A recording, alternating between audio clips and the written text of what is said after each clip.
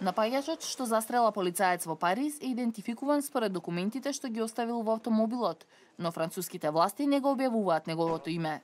Француските медиуми сепак јавија дека станува збор за 39 годишниот Карим Шеруфи, кој живеел во предградието Сен-Дени и бил познат на полицијата како потенцијален исламистички радикал.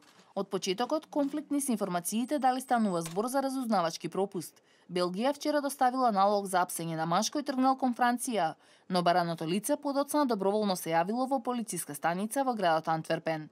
Исламска држава, која е презеде одговорноста за нападот на Шанзелизе, го представи како Абу Јусуф ал-Белџики. Постои налог за апсење на лице за кое ни дојавија белгиските безбедносни служби вчера.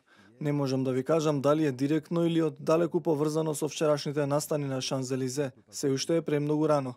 Француската полиција изврши претрес на станот на напаѓачот и уапсила 3 лица од неговото семејство.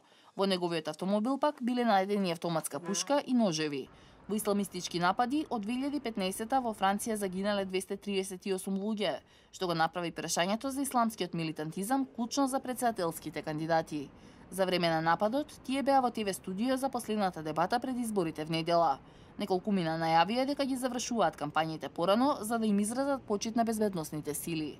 Ако се согласни за едно, сите претседателски кандидати порачаат дека тероризмот не смее да помине неказнето и дека прва должност на претседателот е да заштитува.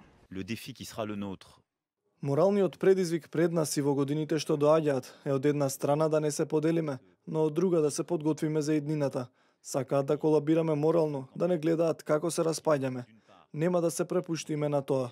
Не давајте му се на стравот. Мораме да имаме борбен план, да го заштитиме францускиот народ од тероризам. Пред се преку контрола на националните граници, затоа што терористите ги поминуваат непречено кога сакаат. Тоа е поврзано со Шенгенот, наметнато ни ослабнување на границите, што нашите политички лидери го прифаќаат со години.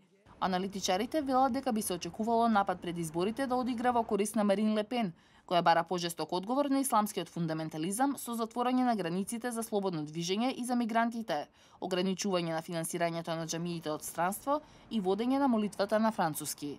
Но вознемирените гласачи на крајот сепак може да се свртат кон искусниот конзервативец, поранешниот премиер Франсуа Фион. Го има и овде и во странство и секаде. Мораме да продолжиме да живееме. Еве, се враќам од работа, а утре морам да дојдам пак. Се случи вчера, може и утре, а може и никогаш. Сите велат дека терористите се муслимани, но муслиманите не убиваат. Тоа е забрането во нашата вера. Тероризмот е само феномен, инструмент, нема извор. Можете да го најдете секаде, африканци, европејци, американци.